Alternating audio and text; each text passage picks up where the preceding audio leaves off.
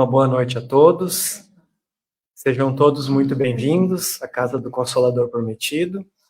Sejam muito bem-vindos também os nossos irmãos que estão nos acompanhando ao vivo pelo Facebook e os irmãos que vão nos acompanhar posteriormente no canal do Consolador, quando o nosso querido irmão Ney faz as edições e posta lá no canal. E já aproveitando o ensejo, aqueles irmãos que ainda não estão inscritos no nosso canal, por favor, que se inscrevam, porque ajuda a divulgar essas palestras, já são mais de 300. Sempre alguém precisa ouvir, então é bom que a gente possa divulgar o máximo possível. Então, para iniciarmos o trabalho da noite, gostaria de chamar a nossa querida irmã Elídia, que vai fazer uma leitura do livro Senhor e Mestre, de José Carlos Barcelo. Pelo irmão Barcelo. Reconcilia-te depressa. Em nenhuma outra passagem do Evangelho, Jesus te recomenda que hajas com tanta presteza. Reconcilia-te o mais depressa possível com o teu adversário, enquanto ambos estais a caminho. Não deixes que, em teu coração, mágoa se acumule sobre mágoas.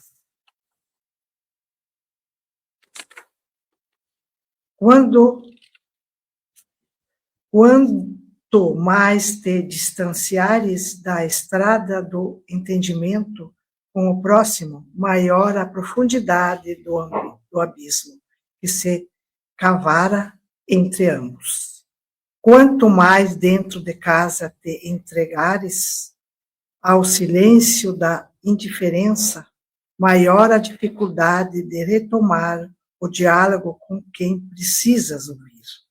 Enquanto ambos estais a caminho, significa, enquanto a oportunidade particularmente te sorri e acena, pois de hoje tens e não queres, amanhã é possível que venhas a querer e não possas.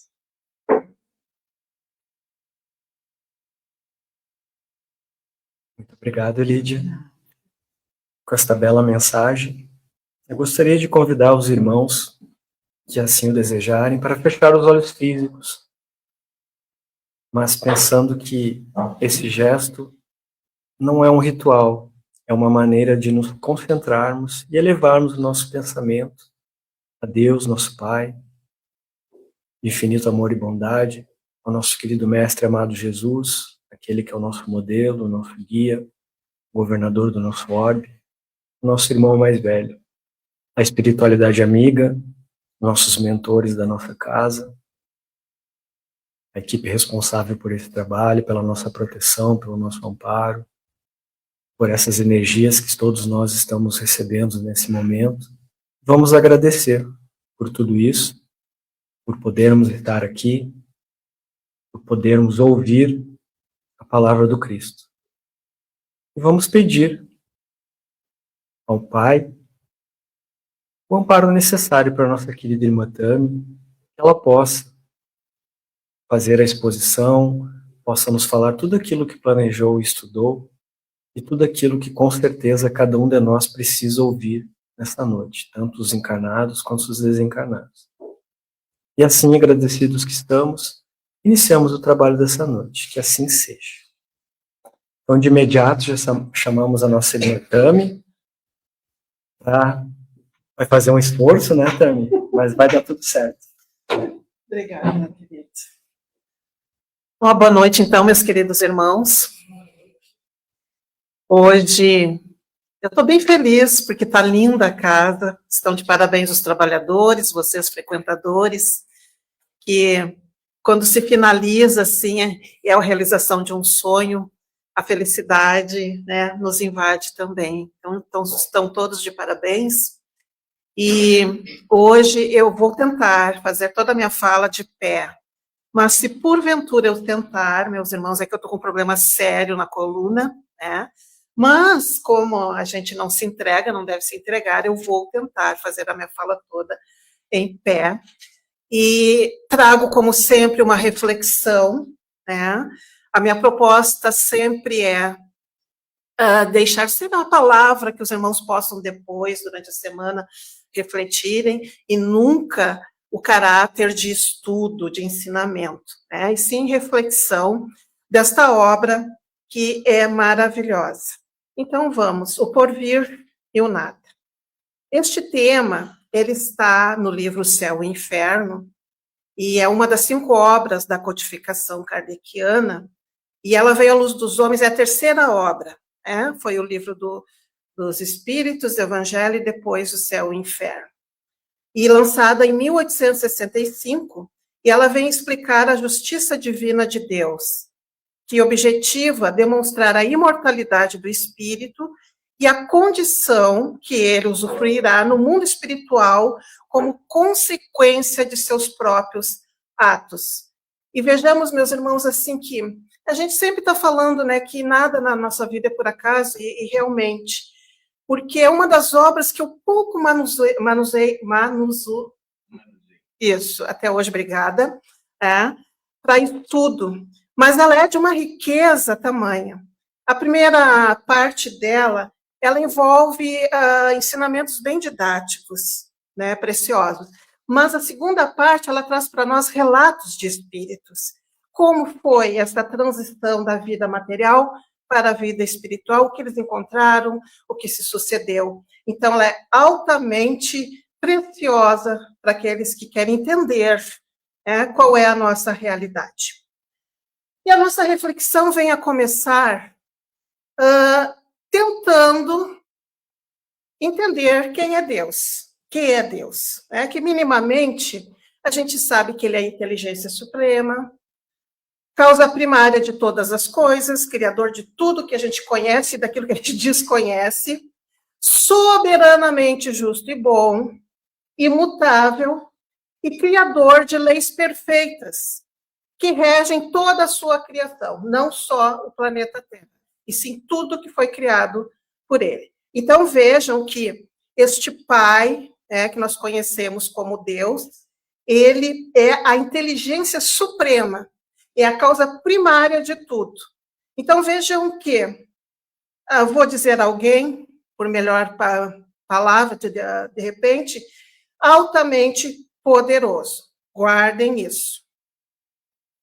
E aí, meus irmãos, diante deste Pai Criador de tudo que conhecemos, quem de nós, eu pelo menos gosto, né, não tive mais oportunidade, quando estamos para fora, longe das luzes da cidade, a gente olha para o céu, né, quando está aberto, e olha as estrelas. Eu não sei vocês, mas eu sempre me sinto quase nada da imensidão do que o meu olhar material consegue alcançar, que é muito pouco. Mas a gente olha e eu fico pensando, meu Deus, quem será que habita lá? Porque tudo é habitado, né? E é só uma parcelinha do que a gente consegue alcançar.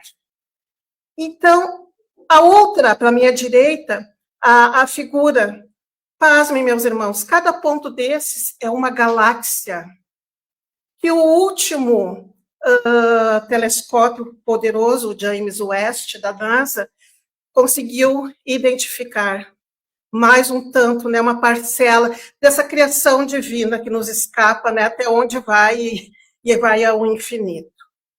Então, essa introdução toda, para nós já começarmos a pensar, diante de tanta grandiosidade, um Pai poderoso, a imensidão da sua criação, será que ele criou cada um de nós para ter uma única vida?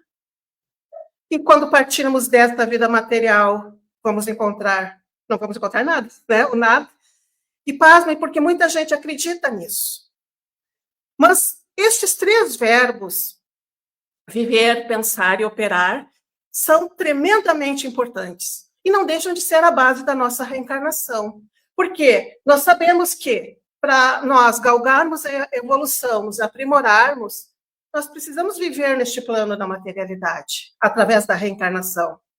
Através da reencarnação, nós desenvolvemos o nosso pensamento, que é um potencial imenso, e vai ser ampliado também tremendamente a nossa capacidade de pensar e também de operar, ou seja, trabalhar. Não o trabalho daquele que nos mantém, é importante, mas o trabalho que vai me ajudar neste processo divino, que é a reencarnação, a minha melhora, mas também do coletivo que eu estou inserida, ou seja, a sociedade terrena, a humanidade terrena. Dito isso, não nos pegamos pensando, às vezes, para onde nós vamos após o desencarne? Eu me pego pensando, gente.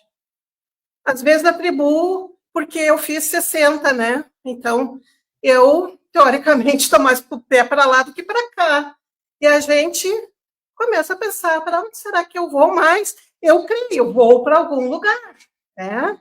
Para onde nós vamos após o desencarne? O que seremos após a morte? Isso a gente já pode responder, espíritos, né? Sem o corpo material. Estaremos melhor ou pior? Então, nosso porvir, a gente já deduz que nós estamos construindo. Há quanto tempo? Estamos construindo cada vez mais. Existiremos ou não? Aí a grande pergunta também que aqueles que acreditam nada se fazem. Porque uma dúvida deve bater neles, né? E aí por isso que trouxe Hamlet, né? Shakespeare. Ser ou não ser? Eis a questão. E é claro que nós, neste plano da materialidade, com a nossa evolução ainda muito rasa, nós temos necessidade de viver, de gozar, de amar, de ser feliz. Tudo que envolve as coisas deste plano, e está tudo bem, Deus entende. O grande problema da criatura humana ainda é o desequilíbrio que existe entre tudo isso. E se nós não temos a noção exata de que nós somos imortais, este é o problema daqueles que acreditam que não há mais nada após esta vida. Então vão querer viver, gozar ao máximo, sem querer saber a que custo. Tanto é que a própria obra cita que cheguem para um moribundo, né, para alguém que está à beira da morte, diga para ele que a sua hora foi retardada. Vai viver mais um ano, mais 2. E vejam se não renova o ânimo daquela criatura. E vejam quanto a nossa visão é equivocada. Porque esta visão se dá, este sentimento de renovação, de ânimo, é porque nós estamos muito presos ainda à materialidade da existência. Né? Porque o moribundo que está na hora de voltar para casa, a gente deveria ficar feliz, porque está voltando para casa. Mas digam para nós que estamos em estágio terminal, né? Tu vai viver mais um pouco, a gente pula de alegria, tá? Então, só para ver como é o nosso pensamento, as nossas convicções ainda. E se acreditamos que só existe esta vida, de que servem, então, essas aspirações de felicidade se tudo vai acabar? Por que eu vou lutar? Ser trabalhador, honesto, solidário? Para quê? Eu só tenho estes 60, 70, 80 anos desta vida para usufruir de tudo isso. E convenhamos, será que tem algo mais desesperador do que o pensamento da destruição? Eu acho que deve ser terrível para aqueles, né, que não pensam na possibilidade, na lógica da reencarnação. Porque a reencarnação vem explicar todas as questões filosóficas que nós temos. Porque é uma continuidade. A morte não existe. Mas não se enganem, muita gente acredita que é só isso, é só esta existência. Então não tem lógica se nós não vamos parar para meditar. E vejam, meus irmãos, que eu trago a história de uma jovem brasileira para ilustrar aqueles que não acreditam. Existe jovens. O nome dela é Júlia Contessoto. Uma jovem que atualmente está com 27 anos. Ela é do Maringá, no Paraná, de Maringá. E ela juntou dinheiro, e o namorado, e se mudaram para Nova York. Ela vive há 4 anos em Nova York. Ele com um vislumbre, talvez, de um emprego, e ela só com o sonho de conseguir algo. E este sonho é de ganhar o suficiente dinheiro para dar uma vida melhor para a mãe, que ela foi mãe solo, a mãe dela, viveu sozinha. Então, ela quer devolver tudo que a mãe fez por ela. Então, ela se muda com o namorado para os Estados Unidos sem falar uma palavra de inglês. Ela aprendeu na raça. Hoje fala lindamente. Ela chegou lá sem falar uma palavra em inglês. E aí ela tem um canal no YouTube. E eu sigo ela. Porque ela é uma pessoa assim, muito alta astral. Não sei por que me chamou a atenção. E fazem muitas perguntas para ela, daqui do Brasil. E num desses vlogs dela, ela se senta num lugar lindo lá em Nova York para responder perguntas. E uma das perguntas era: de onde ela tirou coragem para fazer tudo isso? Aí ela começa a falar, né? Que nós temos que correr atrás daquilo que sonhamos, por mais difícil que seja. Nós temos que colocar forças, né? Ter coragem de meter a cara, porque é só essa vida que existe. Quando ela disse isso, minha filha, digo, ainda bem que tu é uma pessoa do bem. E esses dias, umas 2, 3 semanas atrás, num novo vlog dela, ela repete essa questão, essa crença que ela tem. É só essa vida, nós temos que aproveitar. Então, vejam que são muitos que vêm a pensar desta maneira, não param para refletir ainda, né, se realmente nós vamos ter uma existência após a partida deste plano. Então, diante desta realidade, o homem concentra suas forças na vida presente. Mas se fosse só esta vida, é a lógica. Por que eu vou me melhorar? Para quê? Tá? Então, meus irmãos, não explica. Mas é uma das justificativas para o que nós vemos no mundo, que é a questão do egoísmo. Não tem como você não ser egoísta se você não vai acreditar na continuidade da vida. E aí, claro que as pessoas pensam, gozemos apesar de tudo. Gozemos de qualquer modo, cada qual por si. A felicidade neste mundo é do mais astuto. A gente não vê na nossa sociedade, aqui no Brasil mesmo, quantas pessoas que amontoam dinheiro. E eu fico me perguntando, para quê, gente? Já vivem na opulência, mas a ganância é uma coisa que envolve esses seres, querendo sempre mais. E eu reflito a respeito que como se sente à vontade, sabendo que no nosso país existem irmãos que passam fome, não têm um teto na cabeça. São dificuldades de toda sorte. Isso é egoísmo. E vou mais profundamente. Eu digo assim, volto eu que não, o acaso não existe. A outra fala que eu deixei de falar, deixei de abordar, melhor dizendo, foi em dezembro, né? Por isso que foi a última. Mas abordei aonde pude. E eu me deparei com essa palavra. Eu já tinha ouvido, mas não sabia o que era. E na obra Céu e Inferno, ela vem de novo. O niilismo, que é o quê, meus irmãos? Negação ou recusa de crenças e convicções com seus valores morais, estéticos ou políticos, que ofereçam sentido consistente e positivo para a experiência imediata da vida. E eu penso assim, quantos de nós estamos nihilistas, em negação? Pior, nós conhecemos a verdade, acreditamos na reencarnação, mas a nossa negação ainda faz nos primar pela materialidade dessa existência, que desequilibra, que tira do eixo as nossas vidas. Quantas vezes? Isso é só para uma reflexão íntima. E diante deste contexto, algumas suposições. Será que estes trabalharão pela causa do seu progresso, da sua instrução? Para quê? Trabalhará para viver? Será que não é mais fácil tirar do outro? Respeitará os direitos, os bens da vida do seu semelhante? Nós não estamos vendo a criatura matar o outro com uma palavra maldita? Uma palavra torta que se diga para o outro está levando tiro, hoje perdendo a existência. Se submeterá à lei ou à autoridade legítima, desculpe, ou mesmo paterna? Não temos notícias de pais matando filhos, filhos matando pais? Haverá para essa pessoa qualquer dever? Não, gente, para quê? A minha vida vai acabar daqui a pouco. Então, isso nós chamamos, de certo ponto, de incredulidade. Tá? E vejam a gravidade deste sentimento. Que se um dia a incredulidade absoluta chegar a ser o pensamento da maioria, aí então a sociedade se dissolverá.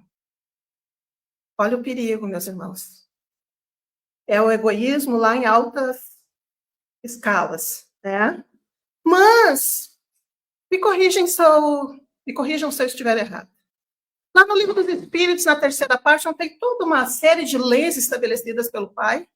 E entre essas leis, não tem uma que é a lei de sociedade, que diz que justamente o Pai nos criou para o convívio uns com os outros, para aprendermos, nos moldarmos, nos lapidarmos, e um dia nos amarmos. Está lá. Mais profundamente. Não está estabelecido que a primeira sociedade que a gente convive é aqueles que nós convivemos debaixo do mesmo teto, ou seja, a nossa família? Que tudo sai de dentro de nossa casa para a sociedade, nunca foi de lá de fora para dentro da minha casa? Então vejam que a incredulidade pode ser algo bastante perigoso para aqueles que acham que não tem mais nada, né? E se a religião se mostra impotente diante dessa incredulidade, ela está falhando. Vergonhosamente, tragicamente. Então, diante de tudo isso até agora exposto, desde o século passado, nós entramos na era do positivismo. Século passado, o que veio o século passado? Um tesouro para todos nós na humanidade. Livro dos Espíritos, 1857. Então, essa doutrina maravilhosa vem inserida justamente nesta era, que começaram a despertar para as artes, para os poemas, para o belo, para a intelectualidade. É neste momento que vem a doutrina espírita, a nossa luz. E o que ela prima? O que o positivismo prima? Compreender antes de crer. E aí, vamos exaltar de novo essa doutrina. Porque a doutrina espírita, nós podemos questionar o quanto quisermos. Nós temos essa liberdade. Estudemos, podemos questionar, podemos duvidar, nós temos essa liberdade. Mas o nosso raciocínio lógico, quando amadurecido, nós pegamos a veracidade dos ensinamentos. E é o compreender antes de crer. E isso é tão importante na atualidade, meus irmãos. Eu sei que a minha fala da noite é bem didática, né? Técnica, mas vejamos que no momento que eu creio, que eu compreendo, desculpe, antes de crer, qualquer dor, eu sei por que eu estou passando. Não pensem, meus irmãos, que eu não fiz a minha conversa com o Pai com esta dor que de uma hora para outra, quase me incapacitou. Muita dor. E eu me peguei conversando com o Pai. Pai, o que o senhor quer para mim? O senhor quer que eu pare de fazer exposição, que eu pare um pouco de trabalhar no movimento espírita, que eu fique mais quieta em casa? O que o senhor quer que eu faça? A resposta veio, meus irmãos. A resposta veio, e sempre vem. Me veio a imagem, e eu entendi que, se for preciso, eu fazer exposição de cadeira de rodas, que assim seja. Então, eu sei por que eu estou com esta dor. É hora do meu testemunho. A finalidade da minha reencarnação. Não estou aqui a passeio como nenhum de nós está. E sim para aprimoramento, ressarcimento, evolução. Então, os fatos positivos da religião, em concordância com os dados positivos da ciência, e chegaremos um dia lá, vai ser tudo muito maravilhoso. Por hora distantes uma da outra ainda, mas já se aproximando bem mais do que séculos passados. Então, se a doutrina religiosa diz ser branco que os fatos dizem ser negro, é preciso optar entre a evidência ao invés da fé cega. E é justamente o que o Espiritismo combate. E levanta a bandeira da fé raciocinada. Você crê porque você compreende. Tá? Então, aonde a evidência diz uma coisa, a religião diz outra, fiquemos com a evidência. Então, o Espiritismo dá as condições de se opor à difusão da incredulidade. E vejamos que podemos crer ou em nada crer. Mas aqueles que incutem nas massas principalmente nos jovens, a negação do futuro, apoiado na autoridade do seu saber, na sua posição, semeiam na sociedade sementes de perturbação e dissolução, atraindo para si enorme responsabilidade. Não estamos vendo nos altos escalões do nosso país, em todos os setores, essa semente danosa? Então, cuidemos, porque a influência nos jovens é mais comprometedora ainda, tá? Porque é o nosso futuro. O jovem é o nosso futuro. Nós vamos partir, nós vamos desencarnar. E quem vai levar adiante? E aí, eu estou falando das casas espíritas, né? Tem casa espírita que fecha, porque desencarnou todo mundo, não prepara os jovens, que é o segmento da casa, e aí faz o quê? Aliás, é uma preocupação hoje da Federação Espírita do Rio Grande do Sul, trazer o jovem para o trabalho, para dentro da casa espírita, que ele se sinta útil, inserido, importante, porque ele é o futuro, tá? Da continuidade do espiritismo.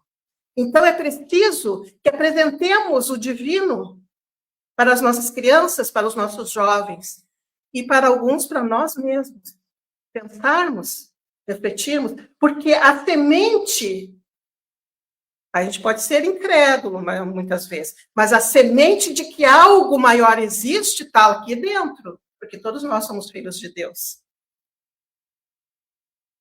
E pasmem, meus irmãos, existem doutrinas com as convicções mais loucas, desculpe a palavra, né?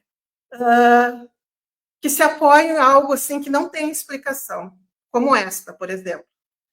Admite a existência de um princípio inteligente fora da matéria.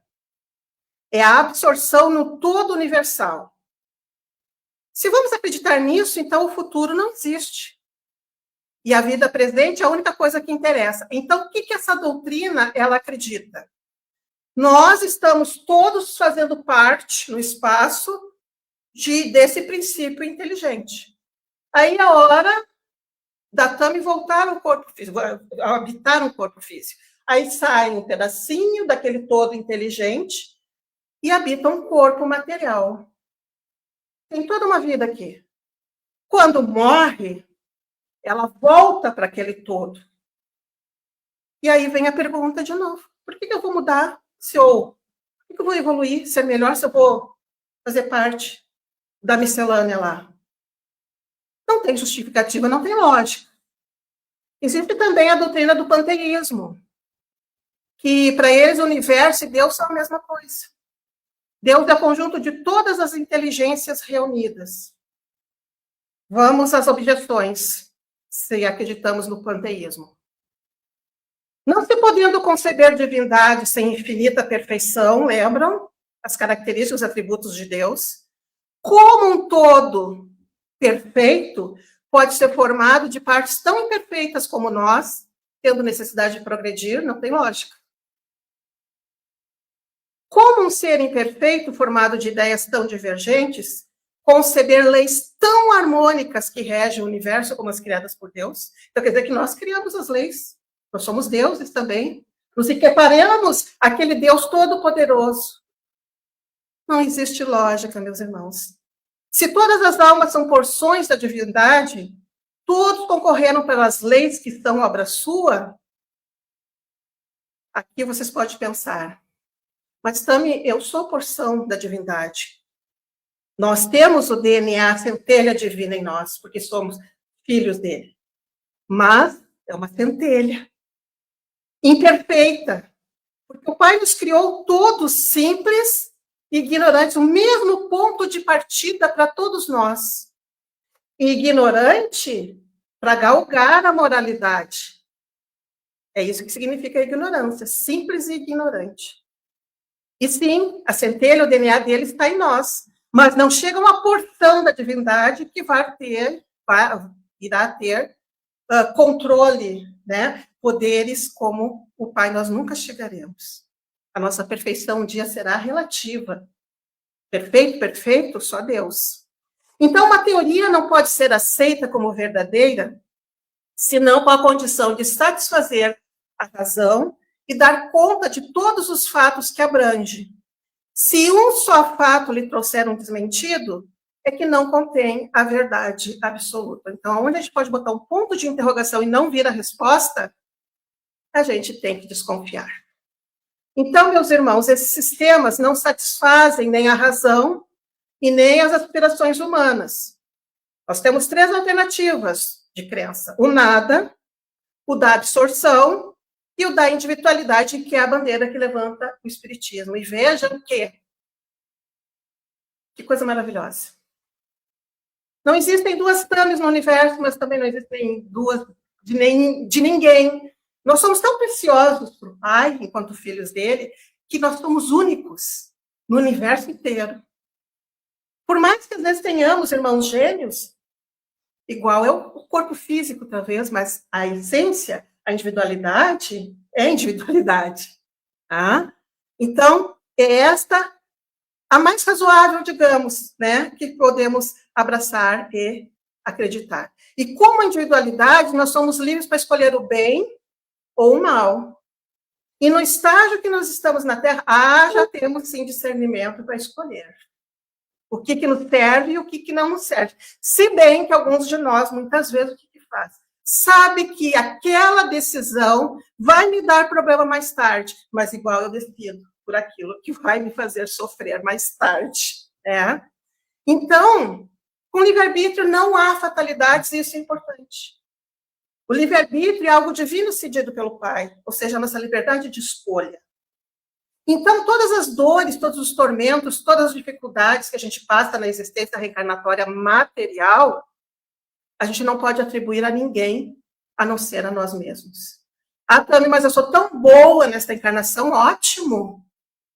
Mas mesmo assim, eu sendo uma pessoa caridosa, solidária, honesta e por aí vai, a resposta está no passado. E o nosso passado não é bonito, meus irmãos. E vejam a bênção que é o esquecimento, né?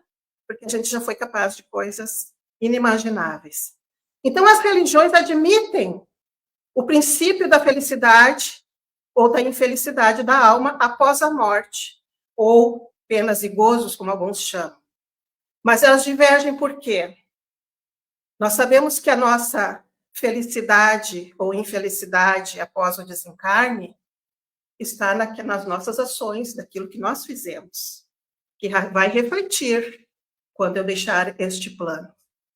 Ao contrário de outros credos que limitam a realidade a céu ou inferno. Imaginem, gente, deve ser uma chatice, né? O céu, o paraíso, que não se faz nada, a gente fica sentadinho numa nuvem, né? Não fazendo nada, que tédio. Ou vamos queimar, né? Até chega no inferno. Onde a lógica disso não existe, meus irmãos. Tá? Então, aí também se dá os pontos de fé contraditórios, dando origem a cultos diferentes.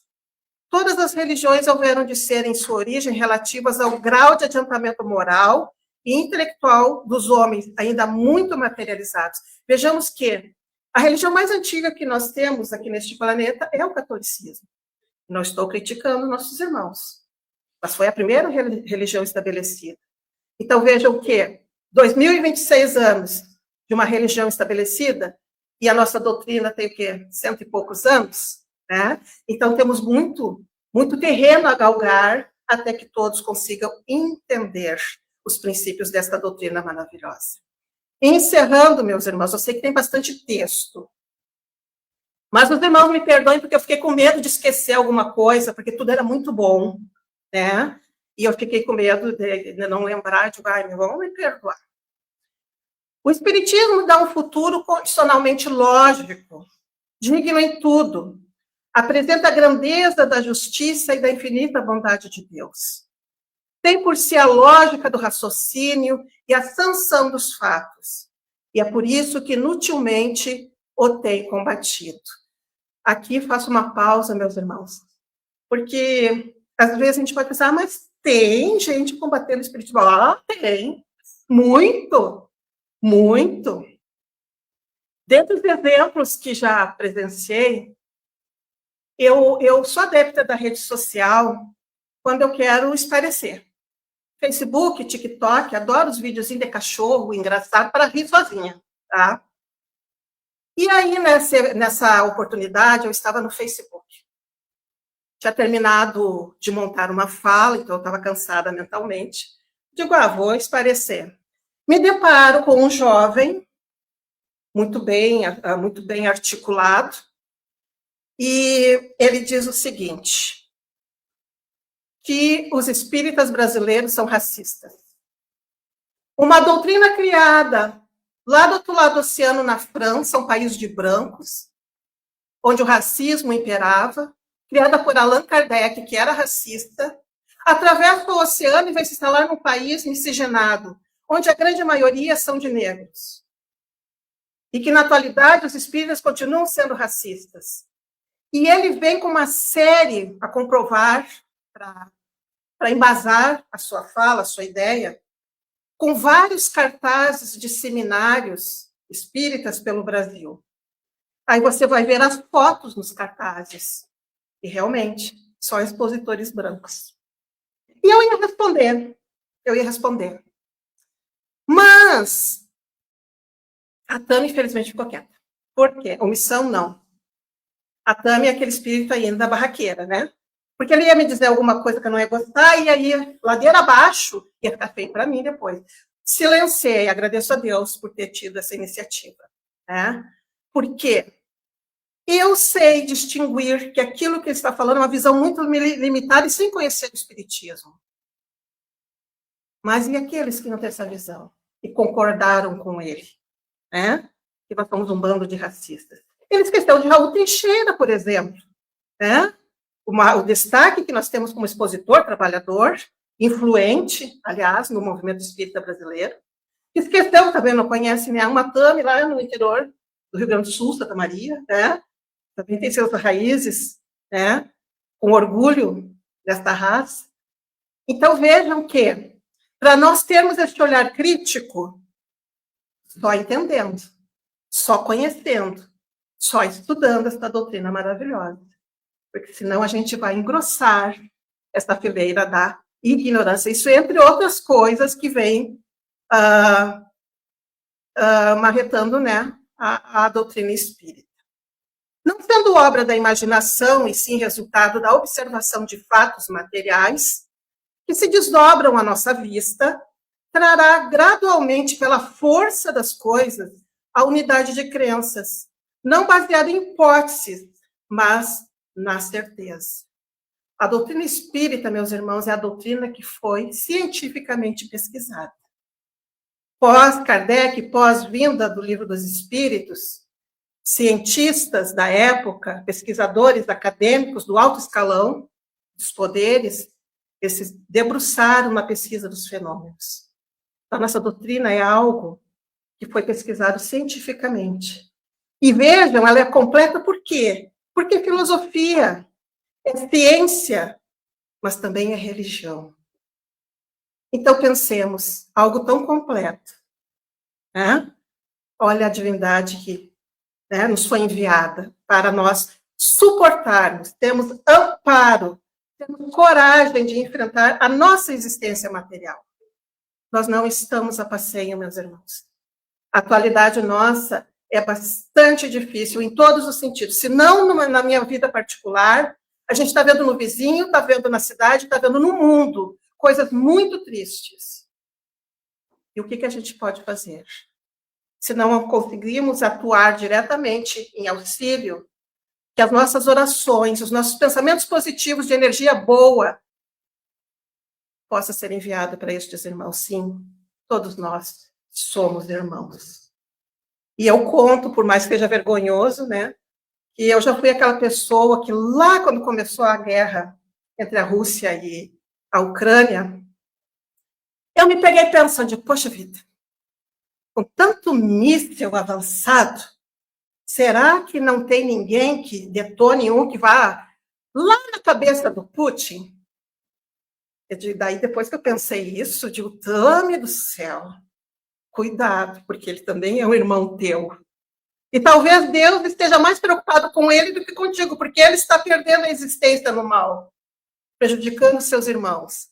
E eu, de alguma forma, nós, de alguma forma, estamos querendo seguir pelo caminho mais correto. Então, meus irmãos, como eu disse, a fala de hoje é pura reflexão, por mais técnica que ela tenha sido, mas que ela sirva de amparo para o nosso dia a dia lá na sociedade. Muito obrigada. Muito obrigado, Tami, pela tua presença, pelo teu esforço, pelo teu estudo e pelas palavras que nos trouxe hoje. Deu tudo certo, né? Conseguiu. Eu iria pedir para te fazer a prece, mas... Posso fazer, tá? Pode ser, para aproveitar a tua presença. Antes da prece da Tami, então, eu gostaria de agradecer a todos que estiveram conosco essa noite aqui na casa. Agradecer a todos os nossos irmãos que nos acompanharam ao vivo. O Neite mandou um abraço, ele está acompanhando lá de Santa Catarina. E depois que a Tami fizer a oração, a prece final, vai ser feita a chamada para o passe. Então, aqueles irmãos que desejarem, mas não é obrigado. E pedimos que permaneçam em oração, com pensamento elevado, concentrados, para que o passe tenha o maior efeito. Então, Tami, por favor. Eu convido os queridos irmãos possam, por alguns instantes, cerrarem seus olhos, que possam recolher-se ao seu interior, à sua essência, e que o nosso pensamento em conjunto possa ser de gratidão a este Pai maravilhoso, a Jesus, nosso irmão maior, este que nos cuida incessantemente, incansavelmente, com a permissão do Pai. Gratidão aos benfeitores que nos protegem, nos amparam, nos curam de nossas dores íntimas.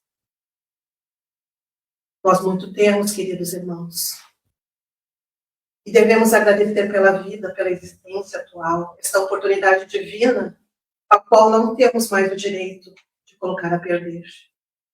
Que possamos aproveitar nessa caminhada do bem para nos aprimorar, nos reformular enquanto essência divina, para que um dia sejamos nós os ceareiros em nome do Pai, honrando tudo que nós recebemos.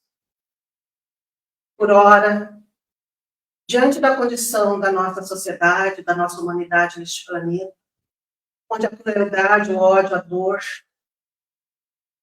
está em alta escala, que possamos emanar de nós toda a bondade possível, toda a luz, e que esta luz misericordiosa que vem antes que é do Pai, possam resgatar estes irmãos ainda imersos no lodo, destruindo ao invés de criar.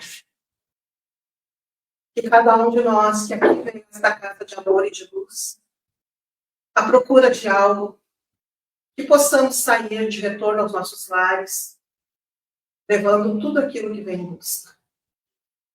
Mas que, antes de mais nada, que possamos levar coragem, a fé renovada e o olhar de esperança no futuro melhor. Sem mais desânimos, sem mais resistências. Muito obrigada, Senhor, por tudo. E encerramos a parte da exposição doutrinária da noite de hoje. Que assim seja.